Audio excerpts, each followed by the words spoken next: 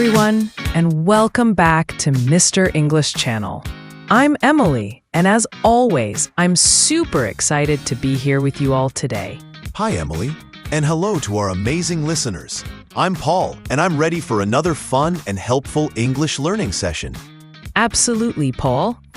Today, we're diving into a fantastic technique that can really boost your English speaking skills. It's called shadowing. Shadowing? That sounds intriguing, Emily. Can you tell our listeners a bit about what it is? Sure thing, Paul. Shadowing is basically listening to a piece of English audio and repeating it out loud at the same time, as closely as possible to the original speaker. Think of it like your voice is the shadow of the audio. Ah, I see. So we listen, and then we try to say exactly what we hear, at the same pace and with the same intonation. Exactly. It's like being a parrot, but with a purpose. It's not just about repeating words. It's about getting a feel for the rhythm, the pronunciation, and the flow of natural English. That makes sense. It sounds like a really active way to learn. Before we get into the details, Emily, should we remind our listeners to do the usual? Oh, you're absolutely right, Paul. Before we jump in, if you're enjoying our podcast and finding it helpful, please take a moment to hit that subscribe button.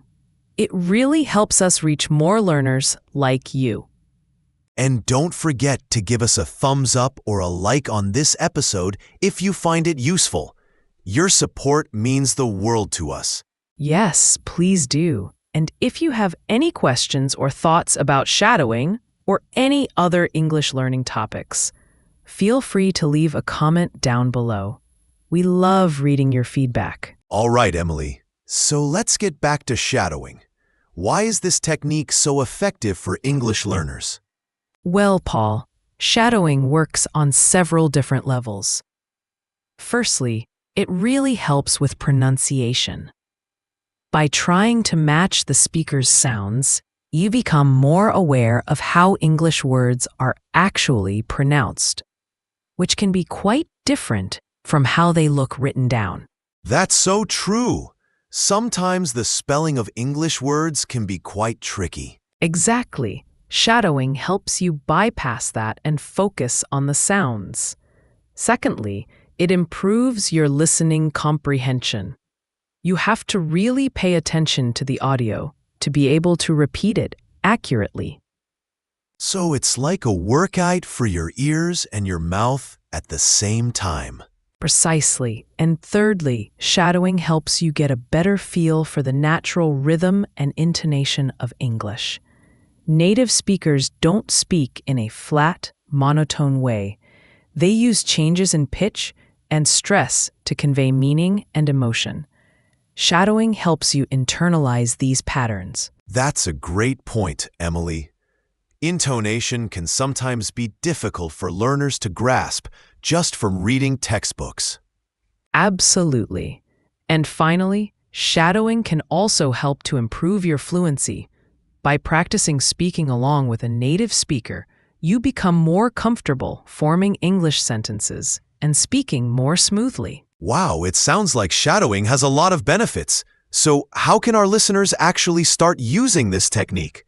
What are the first steps? The first step is to find some good audio material to shadow. It's best to start with something that is at your level, or maybe just slightly above.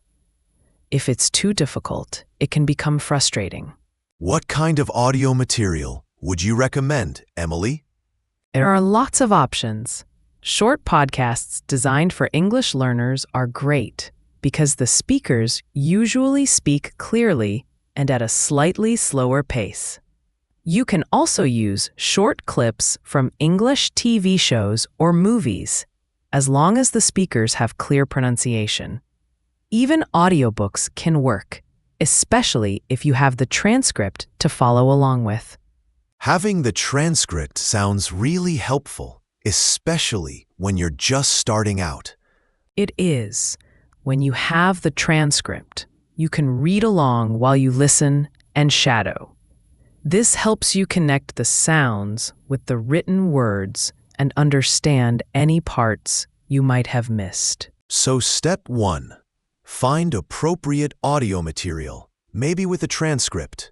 What's step 2? Step 2 is to listen to a short section of the audio without trying to shadow it first. Just listen to get a general understanding of what's being said. Okay, so just get familiar with the content first. That makes sense. Exactly. Then, for step 3, you start shadowing. Play the audio again, a short sentence or 2 at a time, and try to repeat exactly what you hear at the same time as the speaker. Don't worry if you don't get it perfect at first. Just focus on matching the rhythm and the sounds as best you can. So we're trying to be like a shadow, following closely behind the original voice. Yes, that's a great way to think about it. And step 4 is to repeat this process multiple times. Go back to the same short section of audio and shadow it again and again.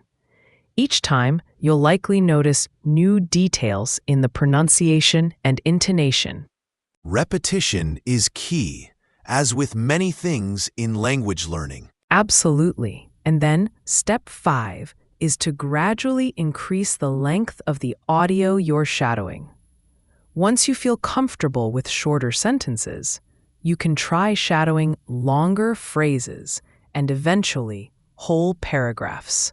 That sounds like a good way to build up your confidence and skill. It is, and step 6 is to record yourself shadowing and compare it to the original audio.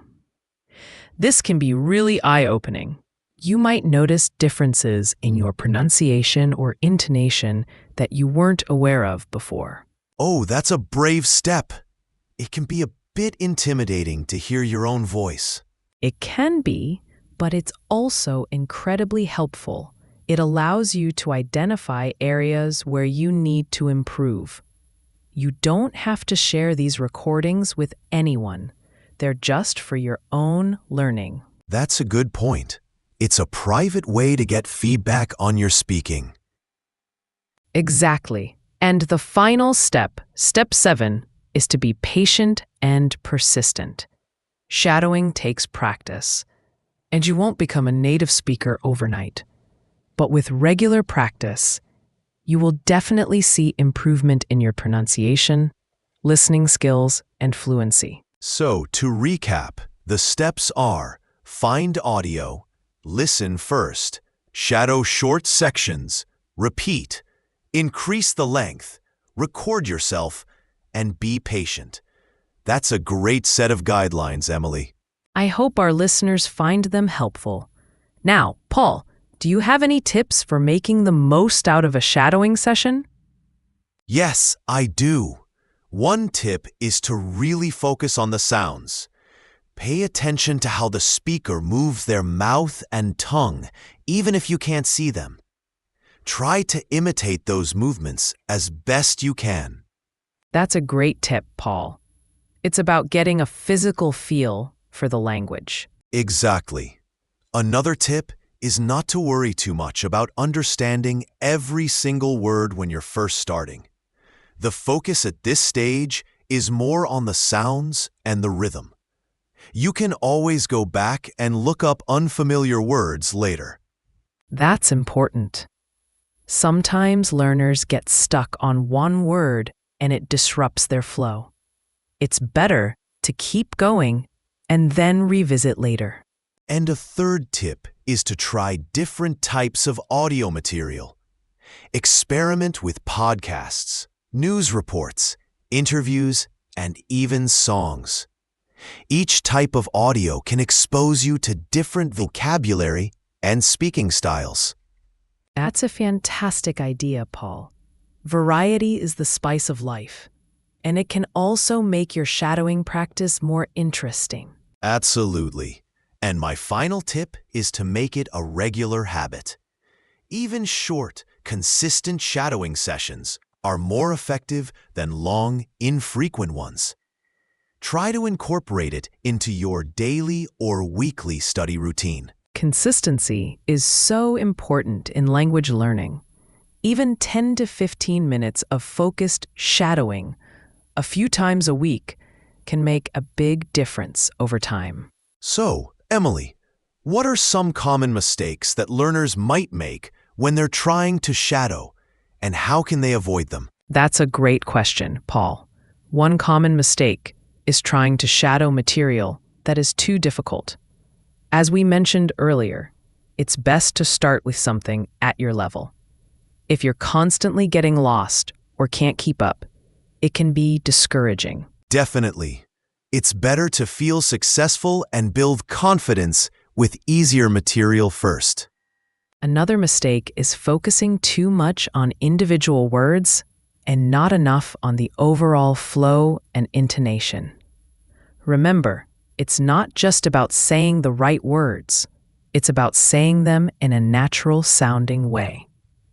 So, try to mimic the melody of the speech, not just the notes. Exactly. And a third mistake is not being active enough. Shadowing isn't just passively listening and repeating. You need to actively try to match the speaker's pronunciation, rhythm, and intonation. It requires focus and effort. It's like a mental and oral workout. It is. And finally, some learners might get discouraged if they don't sound exactly like a native speaker right away. It's important to remember that improvement takes time and practice. Don't give up. That's such an important message, Emily. Be patient with yourself and celebrate your progress, no matter how small it seems. Absolutely, Paul. Every little bit of practice helps. And remember, the goal of shadowing is to improve your English speaking skills, not to become a perfect imitation of the speaker. So, Emily, can you give our listeners a quick example of what shadowing might sound like? Maybe you can say a short sentence, and I can try to shadow you. Sure thing, Paul. Let's try this sentence. The quick brown fox jumps over the lazy dog. Okay, here I go. The quick brown fox jumps over the lazy dog. That was great, Paul. You matched my rhythm and pronunciation very well. See, listeners, it's about trying your best to follow along. Thanks, Emily. It definitely feels like you're more engaged with the language when you're actively trying to repeat it. It really does. It helps to build that muscle memory for speaking English. So, Emily, for our listeners who are just starting out with shadowing, what kind of resources would you recommend they look for? For beginners, I would definitely suggest podcasts that are specifically designed for English learners. These often have clear pronunciation and speak at a slightly slower pace. Some examples you might look for are podcasts for ESL, English as a Second Language learners. That's a great starting point. And what about more intermediate learners? What kind of materials could they use? Intermediate learners could start using slightly more challenging material, like short news clips or interviews. They could also try shadowing parts of English TV shows or movies that have relatively clear dialogue. And for more advanced learners, what's the next level of shadowing? Advanced learners can really challenge themselves with more complex audio, like academic lectures, debates, or even more nuanced and fast-paced conversations in movies or series. The key at this stage is to focus on the subtle aspects of pronunciation, intonation, and even slang or idiomatic expressions. That sounds like a real workout for the ears and the mouth. It is, but it's also a fantastic way to really refine your English speaking skills and sound more natural. So, Emily, to wrap things up, what's the one key takeaway you'd like our listeners to remember about the shadowing technique? A key takeaway is that shadowing is an active and effective way to improve your pronunciation, listening comprehension, and fluency. It takes practice and patience, but the benefits are definitely worth the effort. So don't be afraid to give it a try and repeat like a native. That's excellent advice, Emily. Thank you for sharing all these great tips on shadowing with us today.